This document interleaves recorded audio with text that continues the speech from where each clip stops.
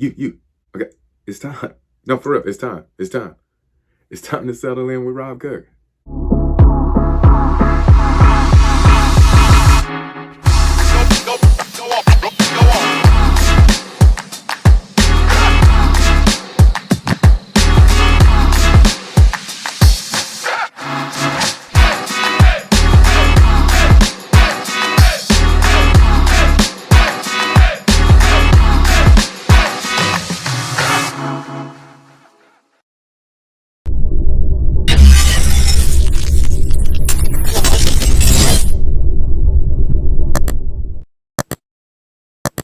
That was just me picking with you, man.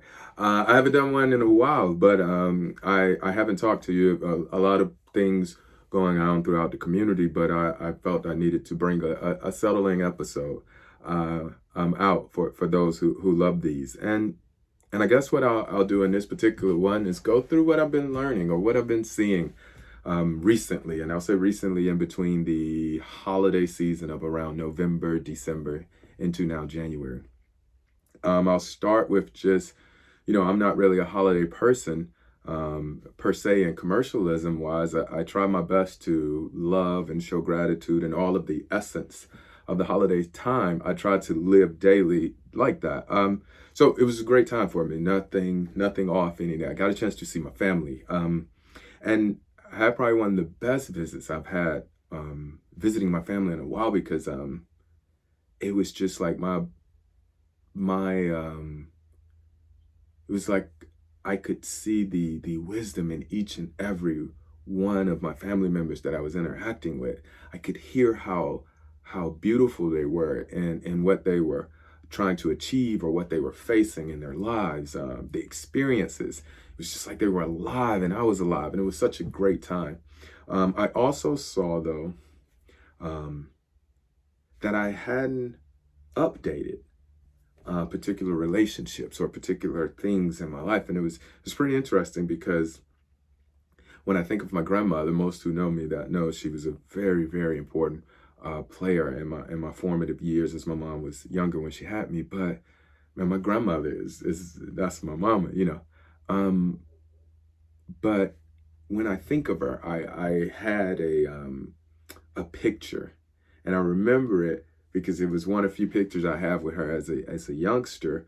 But I could see her in her strength, in her prime, so to speak. She was working, she was, handling me and trying to keep my mom into college. And I remember that picture. But no matter how many times I talked to her over the years, that was the picture I had of her in my head when I hear her voice. No matter how the voice changed, no matter even the interactions I had on FaceTime, it still didn't change the fact that that was the image that I had of her. And recently, just as many older people do, she had came into some health challenges, and I have, being geographically separated, participate as much as I can through Zoom or FaceTime with my mom, things like that. And so I very well think I'm a part of the process. And and so I've been inside the doctor's room with her. My mom holding the phone like this, and I've been on the phone with her.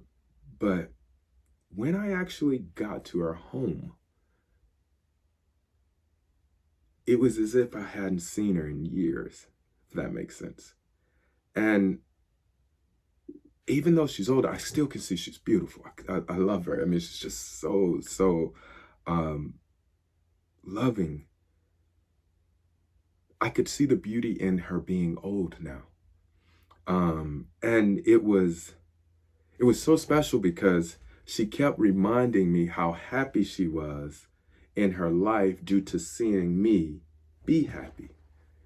And it was just such a, and so I was like, okay, mom, we gotta get up, and we get in the car and we're driving around the neighborhood, and she's pointing to places she grew up, and I could see, even in whatever diagnosis people try to give her, whatever the case may be, I could see her wisdom.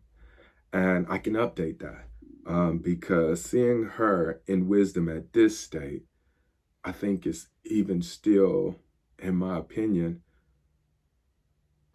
just as beautiful of a picture as that one of strength and the image that I had from her in her early 40s.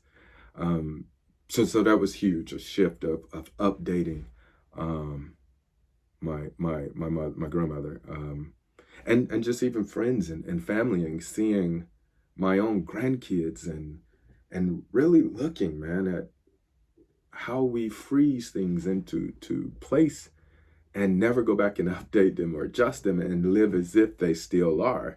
And people change daily, like daily people change.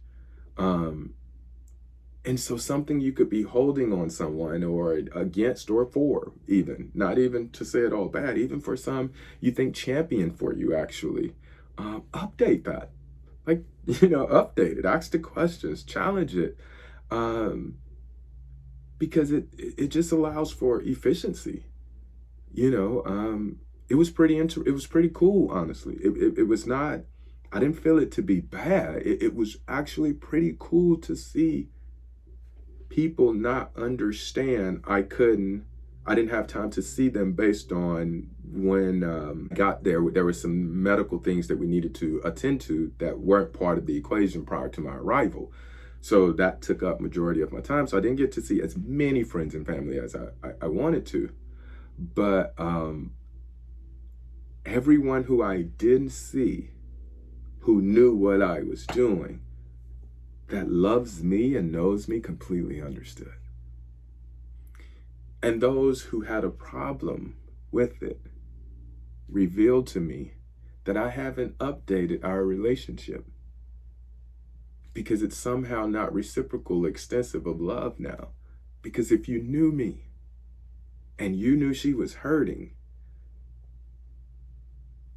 you knew I wasn't going to be in any capacity, so to speak, to want to do anything else. So I was able to only see, my siblings and things like that. But it was very interesting to see that there are friendships that you have to update, and again, no harsh feelings or no malice or anything like that. It was just okay, whew. Getting to see my best friend again, man. He just purchased a home. Amazing, yeah, it was just a cool time, a great time of just updating.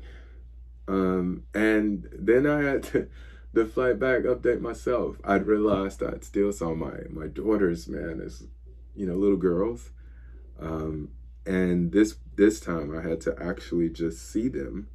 They're 26 and 21, man. They're young adult women, and they're so beautiful. I mean, I know everybody said that about their kids, but they're so beautiful. But they're adults, and seeing them, like, it was just wild. It was just so crazy. Of course, my boys, seeing my grandboys is always just revitalizing. What else, man, is going on? We got a course coming up. So the Halamed course was really came into play when I was down on looking at a way to bring the principles to life. In essence, honestly, is what it all kind of thought derived from it. So we started with wanting to do something of gratitude, and I thought about the letters to see it, which is on January 28th. So check that out. Letters to see it. We're just going to read. It's no, things like that. Read just a letter of reflection and gratitude about this understanding known as the three principles. And it was kind of like thinking from there where I would go was when alignment came to me. It's like, oh, wait, if I sit back and really look at this thing, there are some things that fell into place before others that allowed this to be much easier for me. And I kind of graphed them out. And the reason I can say kind of like confidently or boldly that this is the most accurate roadmap you'll ever receive to be successful is because, one, it starts with you. Two, it ends with you. It's yours. It's not about you believing me, or it's not about, like, I really want you to hear what I'm saying and go challenge that shit. Like, really, like, go and test it and come back and say, man, when I looked within myself, I didn't find love. And let's talk about it. Like, don't take what I say as just golden until you challenge it for yourself. Um, but that's what alignment is about. It talks about my biggest limiting factor of my life, the big misunderstanding. Talks about learning the difference between cover and concealment, what's real and what's elusive. That can actually save your life. Finding my voice. The system not being broken. I can't even remember one of the other topics on it, but that's kind of like the nuts and bolts of what we're going to be going at it and doing in that time. I heard something earlier about spirituality and education and how they should be there for purposes of rising our conscious level. And I really resonated with that. So there will be, a piece of this is an attempt to allow myself and others a place to learn more about their spiritual nature and where they can show up and be better in their lives. And we also talk about the finding of the voice. I think that is very key and pivotal. It was hard at first trying to figure out if I wanted to share my new love or expression for life as I saw it done before, or if I wanted to create my own.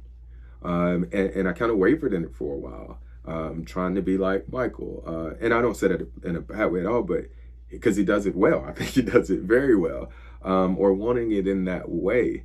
But I always remember, man, him pointing me back to myself. And it's again, just kind of like the same I said to you, like challenging me to look within myself, to not do it that way, because he was doing it that way, to do it my way, in support of, in collaboration with, and it was such a beautiful lesson because when it clicked, it clicked.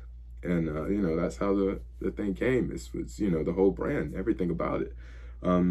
It was just something about the clarity and the sense of purpose that comes when you know that's your voice. It's just a wonderful feeling. It feels good. You can kind of tangibly do something with it. Whew. What else, man? We're settling in. Oh, we had a wonderful military experience. So you can see the ring. So this ring is a military retirement ring, an Air Force ring, and I didn't have it. I didn't have it at first. Just when you do something for so long, you kind of have a picture of how you want it to end, and if that picture isn't like that, then of course that creates a disruption. And so most know the story. If not yet, at some point you'll read it because I am inking it. But it was this period of kind of like, I guess, no, fake forgiveness is not the right term, but forgiveness before actually experience. How about that? In thought. Forgiveness in thought. Forgiveness in thought. How about that? So I had moved on and beginning to enjoy my life and never thought anymore. Once the official part of my military career was complete, my retirement, my payments, and my honorable stuff, all that stuff, once all of that was clear and everything was good and I was free to go, into my civilian life, I so-called said I had, I'm past it, I had moved past, in theory or whatever. And so I hadn't been around anything about the military. I hadn't been to a base, hadn't done anything in years. And so the National Defense Forum came to out here, and I got a chance to support it in protection of, or in support of the Air Force Chief of Staff, C.Q. Brown, which is the first Black Air Force Chief of Staff. Also, he just so happened to have been on staff with me when I worked at the Pentagon. And so talk about updating, right? So what was unique about this is when I was still in the military, majors were around my same age bracket. And so typically if you were a major or a young lieutenant colonel and you said your age, we were around the same age. And so I don't know how, well, of course, it's just how the mind works. When I get back into, as we say, mode, put on the suit and we talk into the security team, we move and doing advanced work again, I'm feeling like I'm back in the groove. I'm walking one of the majors around and he stops and he sees someone he knows. And the major goes, "Hey, sir, I haven't seen you in a while." And the guy goes, "Yeah." He says, "I remember." He said, "Last time I saw you." He said, "Yes, sir." He said, you were stationed with my dad. He said, I was a kid. It was like the late 90s. And I went, wait, kid, 90s? What? What? Like, we're not the same age? Like, what? And it just started spinning. Like, it's no way we're the same age. Well, wait. And so all of the thoughts I had, or everything I was running off of us being the same age, this point of your career being the same point of my career, was just not true at all. And it was so funny running. Like at this point, I'm kind of like from him straight to the security team. I was like, hey man, how old are y'all? And they were like, oh, 27 or oh, 26. And I was just like, whoa, we're not the same. Like we're not in any, again, in any bad way. It was just like, shit, it's almost 2 decades between us. I'm not, whoa, it was so funny. It was just a mind boggling. And so then I think that was like first day or something. And I began to now watch the whole program from a civilian who has been retired for at least 5 years now. And it was like, whoa. Man, I've never seen the military outside of itself. Like I've always been a part of it. I've always had to follow the rules and the strictness, and I've always had to be subject to it. So I could never just objectively look at it. And here was a time when it was just clear and clean enough for me to see, like, look at it. And I was like, wow. Those are volunteers who are responsible, in a sense, for freedoms abroad by war, attritions, or whatever way. It was just like, whoa. And not the narratives, but the essence of its structure, maybe. I don't know, but I started rocking with it, if that makes sense. I could see it in a whole new light. And because of that, when I got a chance to get the retirement ring, I wanted it. I got a chance to see a kid, a high school JROTC kid, who had won a scholarship. And the scholarship was awarded to them in the name of the Air Force Chief of Staff. All the way out here in California, again, that position sits in Washington, D.C. And just by sheer luck of the person mentioning it, me hearing it, somebody else hearing it cross, we thought, wouldn't it be cool if the Air Force Chief of Staff, in arrival to the venue, could just give this kid this award. And so I talked to a security team, we get it all set up, and to see these kids' faces was like, wow. And to see his face on how it was a no-brainer for them that this would have been special and they wanted to do it. It was like their hearts were showing in their military service. And I had never seen the heart of the service. I've always seen the menace of it, or the stuff we have to do, or the shit we have to do, you know. I've only seen it in the stories of my PTSD and things like that. I've never seen it in its heart, or in its essence. I could see what they mean when they say service before self now. And it's actually pretty interesting given that I spent 21 years there before. So that was a super cool event. So that's really just what's been going on. And yeah, that's so go out, man. Again, we're taking this year as it comes. Subscribe, all right? Join one of the courses. Go out and get one of the most amazing resources that we're pushing out from any of our great teachers and practitioners, man. And let's really have a community where all voices are heard. I love you, man, and have the day you deserve.